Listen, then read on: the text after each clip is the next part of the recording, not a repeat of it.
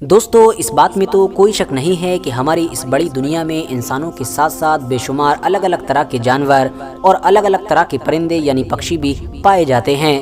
صرف پکشیوں کی ہی اگر میں بات کر لوں تو ساروں کو دیکھنا تو دور بلکہ ان میں سے آدھوں کے ہم لوگوں نے ابھی تک نام بھی نہیں سنے ہوں گے۔ اور اسی طرح کا ہی ایک حیران کر دینے والا پکشی ہے کہ جس کو فینکس یا پھر فلائی برڈ کے نام سے جانا جاتا ہے۔ ہزاروں سالوں سے چلی آ رہی کہانیوں کے مطابق دراصل یہ ایک ایسا پرندہ ہے کہ جو تیز جلتی ہوئی آگ کے شعلوں سے پیدا ہوتا ہے۔ یہی وجہ ہے کہ دنیا کے کچھ لوگ تو اس کو صرف اور صرف ایک فرضی کہانی اور افسانہ مانتے ہیں، جبکہ کچھ لوگ حقیقت مانتے ہیں۔ ایون آج کے دور میں بھی کچھ لوگ اس کو دیکھنے تک کا دعویٰ کر دیتے ہیں۔ فی الحال آپ میں سے زیادہ تر لوگوں نے اس حیران کر دینے والے پرندے کو ہالی ووڈ کی مشہور فلم یعنی ہیری پوٹر میں تو ضرور دیکھا ہوگا۔ ہیری پوٹر کے علاوہ بھی اس پرندے کو وقت وقت پر دنیا کی کئی الگ الگ موویز میں دکھایا گیا ہے۔ فی الحال آج کی اس ویڈیو میں ہم اسی پرندے کی حقیقت کو جاننے کی کوشش کریں گے اور اتہاس کی مدد سے یہ سمجھیں گے کہ کیا سچ میں اس طرح کا کوئی پرندہ ہماری اس دنیا میں ہوا بھی کرتا تھا یا پھر نہیں ہوا کرتا تھا،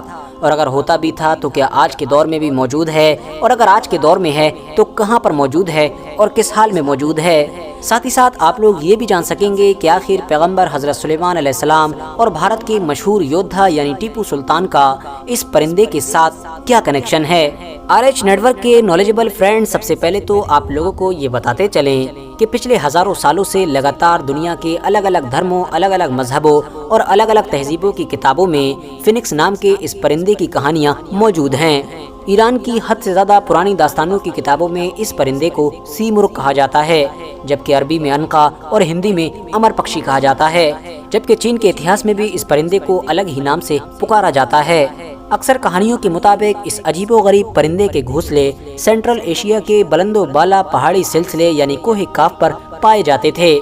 اس کے علاوہ اس کے بارے میں یہ بھی مانا جاتا ہے کہ اس پرندے کی بے شمار خوبیوں میں سے ایک خوبی اس کی سمجھداری بھی ہے، جس کو وہ اپنی حد سے زیادہ لمبی عمر میں تجربے کے ذریعے سے حاصل کرتا ہے، کیونکہ ظاہر ہے اس کے بارے میں یہ بھی مانا جاتا ہے کہ اس پرندے کی عمر لگ بھگ 1000 سال کے قریب ہوتی ہے۔ بہت ساری الگ الگ تہذیبوں کی پرانی کتابیں اس بات کی طرف بھی اشارہ کرتی ہیں کہ اس پرندے کے آنکھ سے نکلنے والے آنسو میں ایک الگ قسم کی طاقت ہوتی ہے، ایک ایسی طاقت کہ جس کی مدد سے دنیا کے کسی بھی چھوٹے بڑے زخم اور بیماری کو پل بھر میں ٹھیک کیا جا سکتا ہے۔ حیرانی کی بات تو یہ ہے کہ دنیا کی بہت ساری کتابوں میں فینکس کی پیدائش اور اس کی موت سے ریلیٹڈ بھی حیران کر دینے والی چیزیں موجود ہیں۔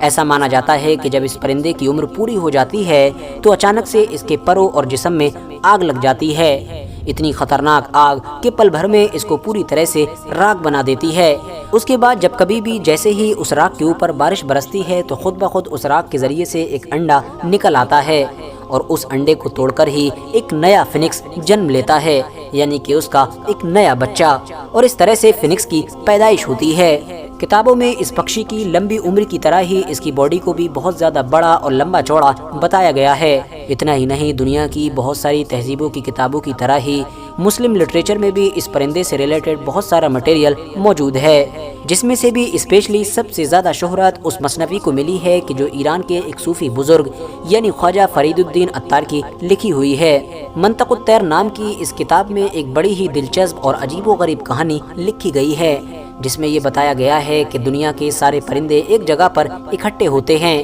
تاکہ وہ اپنے سردار کو چن سکیں۔ انہی سارے پرندوں میں سے جو سب سے عقل مند پرندہ ہوتا ہے یعنی کہ ہدہد، وہ سب کو یہ مشورہ دیتا ہے کہ ہمارا سردار کوئی اور نہیں بلکہ سی مرغ ہے۔ جیسا کہ میں نے آپ کو پہلے بھی بتایا کہ ایران کے لٹریچر میں اسی پرندے کو سی مرغ کہا جاتا ہے۔ اتنا ہی نہیں، ہدہد یہ بھی بتاتا ہے کہ سی مرغ یعنی ہمارے سردار تک پہنچنا بھی اتنا آسان نہیں ہے، کیونکہ وہ کوہ کاف کی بلندی پر رہتا ہے اور اس تک پہنچنے کے لیے ہم کو 7 خطرناک منزلوں کو پار کرنا ہوگا۔ 7 خطرناک منزلوں کے بارے میں سن کر وہ پرندے پریشان ہو جاتے ہیں، مگر پریشانی کی حالت میں بھی مجبوری میں اپنے سفر کو شروع کرتے ہیں۔ راستہ میں اس لمبے سفر میں بہت ساری الگ الگ پریشانیوں کا سامنا کرنا پڑتا ہے۔ بہت سارے پرندے بھوک، پیاس اور دھوپ کی گرمی کی وجہ سے مر تک جاتے ہیں، اور صرف 30 پرندے ہی ان مشکل بھری 7 منزلوں کو پار کرتے ہوئے فینکس کے ٹھکانے تک پہنچ پاتے ہیں۔ مگر وہاں پہنچ کر جب وہ فینکس کو دیکھتے ہیں تو حیران ہو جاتے ہیں، کیونکہ وہ فینکس کو بالکل اپنے جیسا پاتے ہیں، اور ان کو اپنے سفر کے آخر میں یہ محسوس ہوتا ہے کہ جس فینکس کی تلاش میں وہ اتنا لمبا سفر طے کرنے کے بعد یہاں پہنچے ہیں، وہ فینکس تو دراصل وہ خود بھی ہیں، اور اس طرح سے ان کا یہ سفر ختم ہو جاتا ہے۔ برٹش لائبریری میں موجود ٹیپو سلطان کی بہت ساری یادگاروں میں سے ایک یادگار ان کی لکھی ہوئی تحریر بھی ہے۔ ٹیپو سلطان کی اسی تحریر کے مطابق ایک بار پرندوں کے سردار یعنی فینکس نے حضرت سلیمان علیہ السلام کے ساتھ ملاقات کی، اور اس ملاقات میں اس نے ان کے سامنے تقدیر کو ماننے سے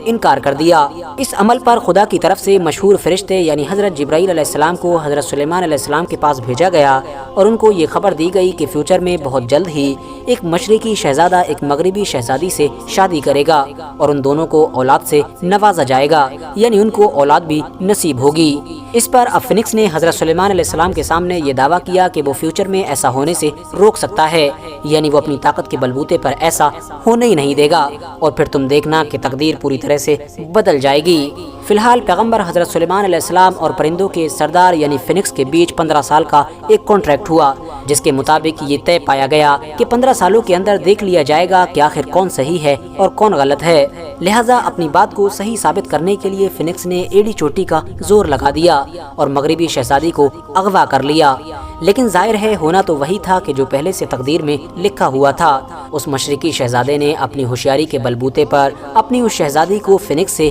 آزاد کروا لیا، اور اس طرح سے اب فینکس حضرت سلیمان علیہ السلام سے کی گئی اس بحث میں پوری طرح سے ہار گیا۔ یاد رہے کہ یہ وہی حضرت سلیمان علیہ السلام ہیں کہ جن کو مسلمانوں کے ساتھ ساتھ عیسائی اور یہودی بھی فالو کرتے ہیں، اور عیسائیوں اور یہودیوں میں زیادہ تر لوگ ان کو سولومون کے نام سے یاد کرتے ہیں۔ قصہ قزح نامی اس واقعے کا ذکر مشہور اتہاسکار یعنی مورخ ابن سعد نے اپنی کتاب کے اندر بھی کیا ہے، اور ان کے مطابق انہوں نے اس واقعے کو حضرت حسن بصری سے سنا تھا۔ دوستو ویسے تو یونانی، فارسی اور سنسکرت کے ساتھ ساتھ چینی زبان میں بھی اس پرندے سے ریلیٹڈ بہت ساری الگ الگ طرح کی کہانیاں موجود ہیں۔ ایون جیسا کہ میں نے آپ کو پہلے بھی بتایا کہ آج کے دور میں بھی بہت سارے لوگ اس کو اپنی آنکھوں سے دیکھنے کا دعویٰ بھی کر چکے ہیں، مگر اس کے باوجود بھی اس سے ریلیٹڈ ایسے ایویڈنسز یعنی ایسے ثبوت نہیں مل سکے ہیں کہ جو اس پر پوری طرح سے مہر لگا سکیں، اور شاید یہی وجہ ہے کہ آج کے سائنس کے دور میں ہماری دنیا کے زیادہ تر لوگ اس پرندے کو اور اس سے جڑی ساری چیزوں کو فکشنل یعنی کہ فرضی مانتے ہیں۔